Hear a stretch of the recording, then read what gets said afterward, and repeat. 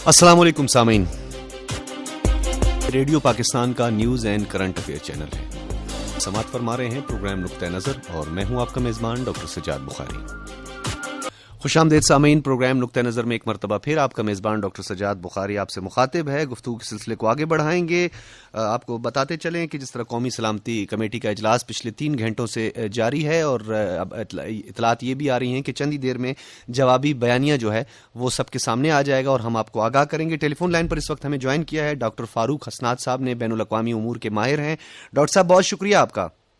जी doctor, शुक्रिया, बहुत शुक्रिया। डॉक्टर साहब बताइएगा ये क्या हो रहा है, ये क्या हालात किस तरफ आपको जाते दिखाई दे रहे हैं? बड़े अहम इजलास भी तलब किए जा रहे हैं,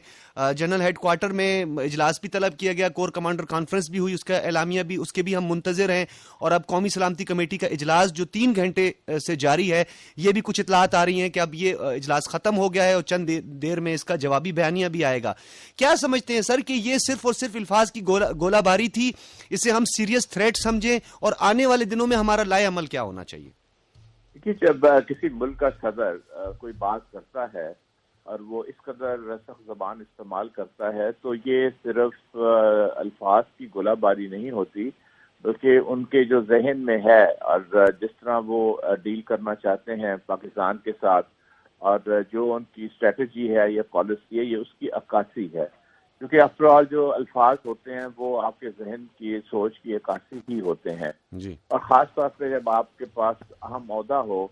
तो वो जब बात की जाती है और इससे और फिर ये भी देखिए कि इससे पहले भी ये कहा गया था सेक्रेटरी ऑफ स्टेट ने और इनके सेक्रेटरी ऑफ डिफेंस ने कि हम यूनिलैटरल एक्शन लेंगे पाकिस्तान के खिलाफ, और वो फिर इल्ज़ाम ऐसा लगाते हैं जिसका वो कोई शवायद तो वो नहीं दे पाते, लेकिन अपनी झुंझलाहट का वो जरूर इजहार करते हैं। अब सदर ट्रंप का जहाँ तक ताल्लुक है, ये बेसिकली तो बहुत एग्रेसिव शख्स हैं तबीयतन भी। इन्होंने अमेरिका के अंदर भी अफरा तफरी फैलाई हुई है, दुनिया में भी अफरा तफरी फैलाई हुई है, हर एक को धमकियां देते फिरते हैं। मेक्सिको जो इनका एलाई भी है और हमसाया भी है,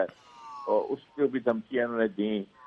यूरोप में जो इनके एलाइज हैं, ब्रिटेन है, फ्रांस है, जर्मनी है, उसको भी धमकियां दी। लेकिन हम पाकिस्तान के तनाजुर में देखें तो यही हमें नजर आता है कि इनकी जो फ्रस्ट्रेशन है वो जो अफगानिस्तान में इनको नाकामियां हो रही हैं और ख़ास तौर पर अमेरिका को जो पिछले 16 साल से वो काबू नहीं पा सके, जो तालिबान की मूवमेंट है और इवन अलकायदा और अब तो दाइश वाले भी वहाँ आगे हैं इनके होते हुए। हालांकि ये 16 साल से वहाँ काबिज हैं, लेकिन फिर भी दाइश को इन्होंने मौका दिया कि वो वहाँ आए। डॉक्टर साहब आप क्या कहेंगे, इनके होते हुए या इनकी मर्जी से, इनकी मंशा से? हाँ, देखिए कि ये तो या तो ये कहें कि हम बहुत ही नाकारा हैं, हम बिल्कुल नाकाम हैं, हमारी थर्ड रेट हम पावर हैं, या तो ये कहें अगर वो कहते हैं अपने आप को कि हम दुनिया की सबसे बड़ी कुव्वत हैं और हमारी जो इंटेलिजेंस है,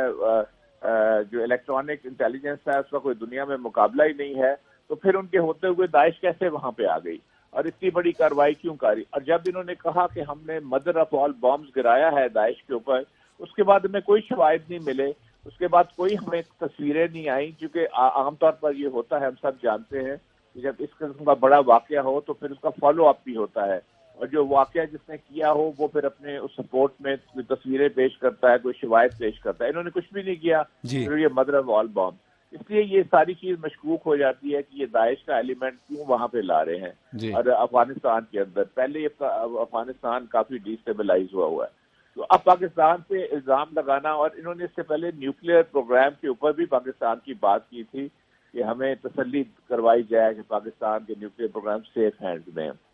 अब ये आ गए एग्रेशन मोड में, और इनका ताना बाना जो मोदी है वो भी इन्हीं जैसा है, वो भी एग्रेसिव है तबीयतन भी, और वैसे भी उसकी एग्रेशन की पॉलिसी है, तो ये उसके साथ मिलके पाकिस्तान पे इसमें दबाव डालेंगे। अब बात यह है कि पाकिस्तान की तरफ से यकीनन हम देखेंगे कि जो बयान आएगा वो बड़ा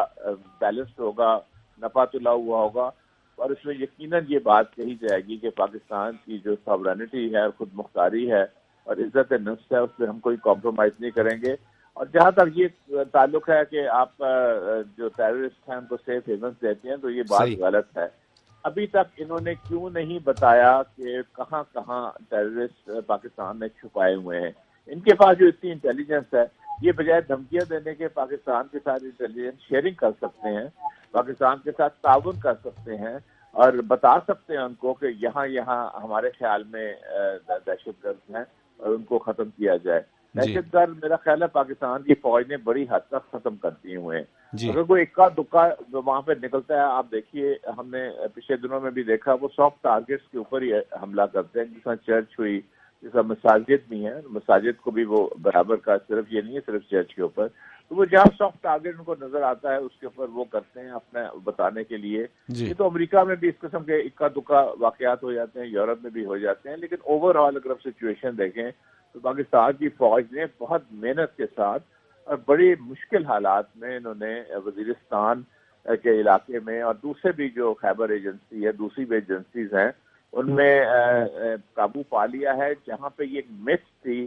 کہ کوئی بھی نہیں جا سکتا قبائلی علاقوں میں اور وہاں پہ وہ آنے نہیں کسی کو دیتے، اور وہ لیکن وہ پاکستان کی فوج نے غلط ثابت کیا، یہ جو متھ تھی وہ گئے، انہوں نے وہاں پہ کنٹرول سنبھالا۔ ڈاکٹر صاحب آپ نے جو بڑی ایک اہم بات کی، کیونکہ ابھی ہم اپنے سامعین کو گائے بگائے آگاہ کرتے رہیں گے، اس وقت جو ہے وہ اجلاس بھی ختم ہو چکا ہے، 3 گھنٹے تک یہ جاری رہا ہے۔ ہم اگلے کسی پروگرام میں آپ کو تفصیلاً زحمت دیں گے اور آپ سے مزید اس حوالے سے سیر حاصل گفتگو کریں گے۔ بہت شکریہ ڈاکٹر فاروق اسناد صاحب، بین الاقوامی امور کے ماہر، کئی پہلو اجاگر کیے آپ نے، اور سامعین ہم آپ کو یہ